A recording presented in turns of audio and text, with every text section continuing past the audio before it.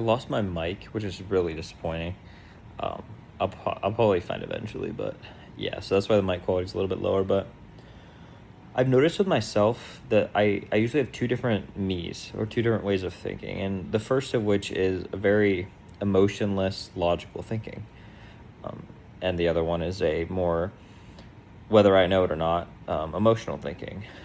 So when I'm thinking, and I think something's a good idea, a lot of the time it's influenced not necessarily by like anger or the emotions that you might be thinking of, but like I feel more energized that day, or I feel more tired that day, and so I'm more prone to make lazy decisions on the tired day.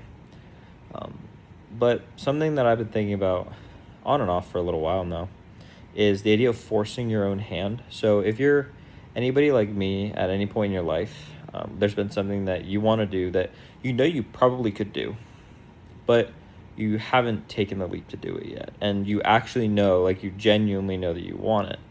Um, Something is blocking you and keeping you from doing it, and it's probably because every time you work on it or you go to make that big leap, you're in an emotional state, not a more logical, emotionless state. And so I'll give you an actual real world application, so you actually kind of understand what I'm talking about. So for me, I have business where I make iOS apps, right? I develop iOS apps for people. And I haven't actually done it for an individual business yet. I've done them for myself. I've done them in a partnership, as like a startup, that I'm like have equity in, but I've never done it as a service for anyone before. And I've done it before. I have an app in the App Store, which I actually completely forgot to tell daily updates about. But the Weight Watch app is in the App Store. It's kind of lit. Um, but I've done it. I know I can do it. I have no doubt in my mind that I could do it. And I have a huge list of emails of people to reach out to about it. And I know the copy for the email. I know exactly how to deliver it. I know exactly what to say on the sales call. I have literally everything I need, and I know how to do it. I'm 100% confident that I can do it. And yet, I haven't actually reached out to anyone yet. I haven't really sealed the deal and actually tried. Um, and the reason behind that is because I realize that as soon as I do so, there's no going back. Like if somebody actually responds and says, "Yes, I want you to do this for me," I have to get on a sales call.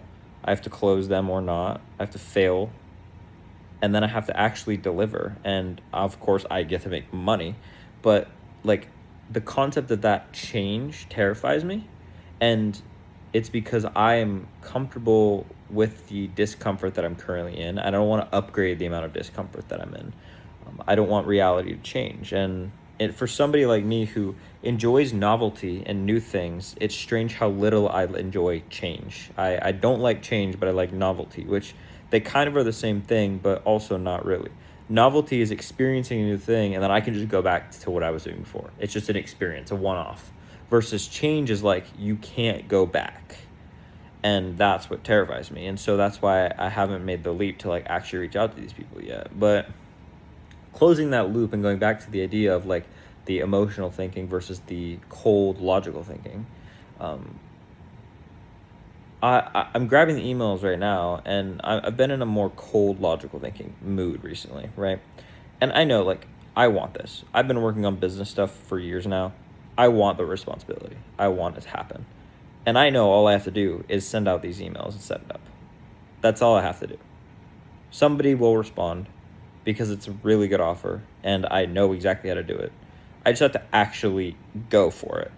And so you can force your own hand to basically skip the emotional side of things. So it's like people often are held back by their emotions.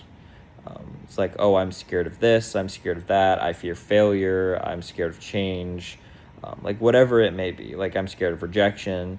We all have emotional reasons for why we don't take action. But the reality is we can take action and things will be just fine, and we will get what we want. But we have to actually do it. But what really almost always holds us back is not the ability to do it, but the emotion behind wanting to do it. And so when you're in a cold mood, you can almost force your own hand and go against your emotions to do this. And so if I happen to be in a mood where I'm like not even really emotionally present, I'm just kind of doing stuff, I'm just going to start sending emails. Like I'm actively, like literally actively have the emails, like getting, I'm like enriching the emails for the websites, the people that I'm gonna reach out to right now. And I'm gonna send the emails. And it's like, the emotional me doesn't even have a voice or a say in this. It's gonna be like, oh God, they responded, and now I'm in.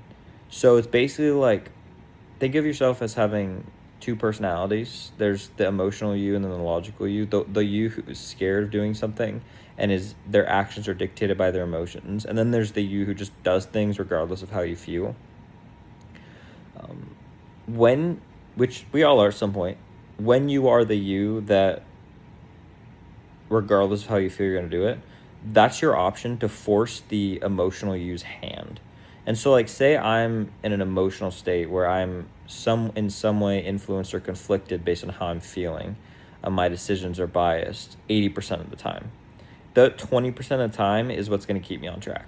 And that 20% of the time is exactly when I'm going to start sending those emails. So that when I feel emotional, like I don't want to do it, too bad, you can't unsend them. They're sent already.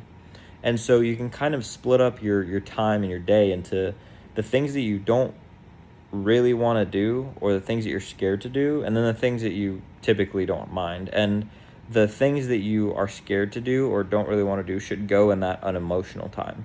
Because if you don't want to do them, well, if you don't really care how you feel, then you'll probably do them. But also, more so, if you know that it will invoke some sort of emotion or fear in you, just don't think about it. Don't feel anything. Just force your own hand, and then there's no going back. Which I know it's kind of easier said than done, but if you know for a fact, if I send this email, it's gonna happen.